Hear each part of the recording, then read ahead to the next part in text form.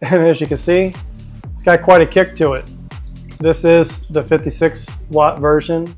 Hey, what's up, Reefers? I'm Reefer Matt, and today's video is a product review. I'll be doing it on this Hygger pump right here. Hygger did send me this to do the review, so thank you very much, Hygger. And I was going to put this on the SBS tank and see how it goes. The pump that's on there is a few years old, and I was hoping that this one will kind of help me get a little more flow in the tank. I'll show you, it's actually pretty beefy. We'll take a look at it before I put it in, because by the time it's in the sump, you're really not going to be able to see it. But check this thing out. It's pretty heavy. It does say that it has copper windings in it, so it seems to be a pretty good, decent quality pump just looking at it. Also, come off, you can use it two different ways, submerged or hook it up and have it external as well. However, I'm interested in having this in my sump. And to give you an idea of the size of it, check that out. So yeah, it's a pretty decent size, but I do have room for it. So I'm going to try this out and see how it goes. I just kind of wanted to show you beforehand and tell you what I think about it before I put it in the sump. That way, you can actually see it. And we'll go from there and see how it goes. Maybe I'll get more flow out of it. Maybe I'll have some problems. I don't know, but we'll find that out together.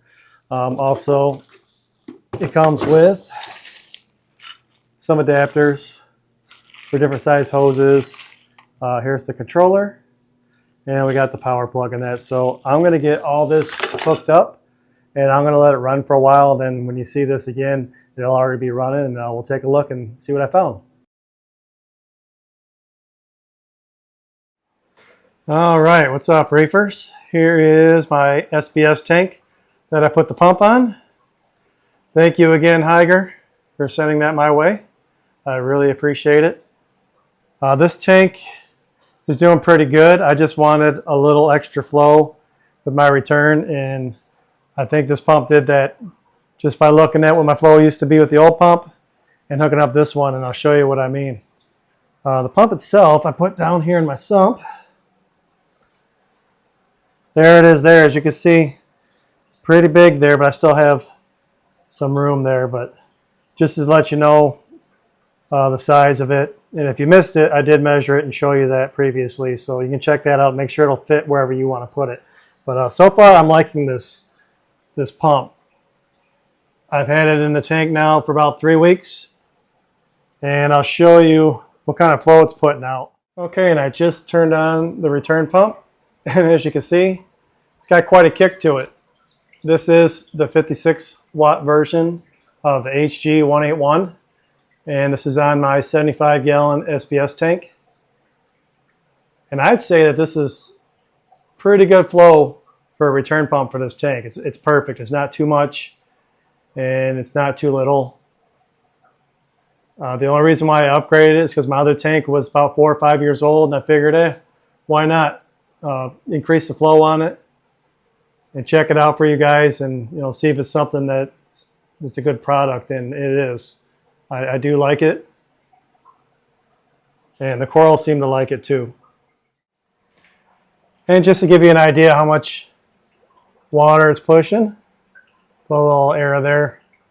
And I do have this at 100% right now. We'll take a look at the controller next. All right, and here's the controller for the pump. So it's reading 56 because this is the 56 watt version. So as you adjust the intensity in continuous mode, it'll actually tell you how many watts it's using, which is pretty neat. And I did verify it on my Apex. There are 2 modes. There's continuous and a wave maker mode.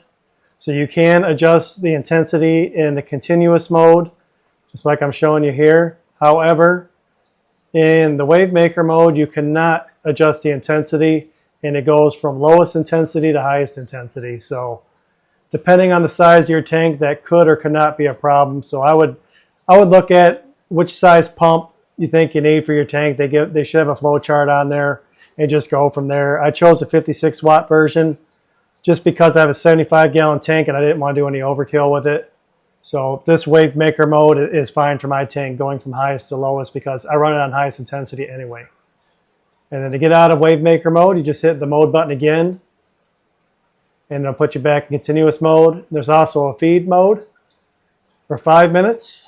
So you hit that, and then it'll count down, turns the pump off for 5 minutes, and then it'll automatically turn it back on, which is nice. The only thing I don't like about this controller, and really the whole pump for that matter, and it's not a big deal at all, is this blue display here, because nothing else on my control board has a blue display. It's actually kind of bright when all the lights are off.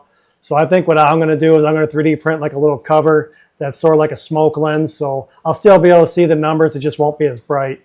You could probably accomplish the same thing with some tape or some kind of tint or something if it really bothers you, but it's really not a huge deal. I'm just sort of nitpicking on that.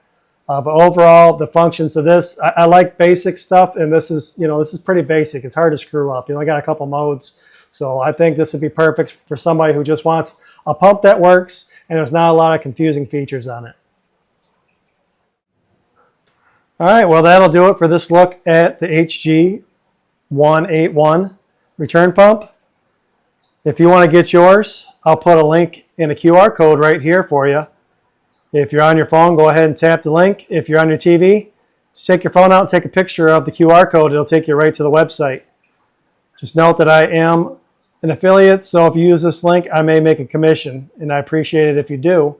And if you use the code Reefer Matt, you can save 10%. I'm Reefer Matt.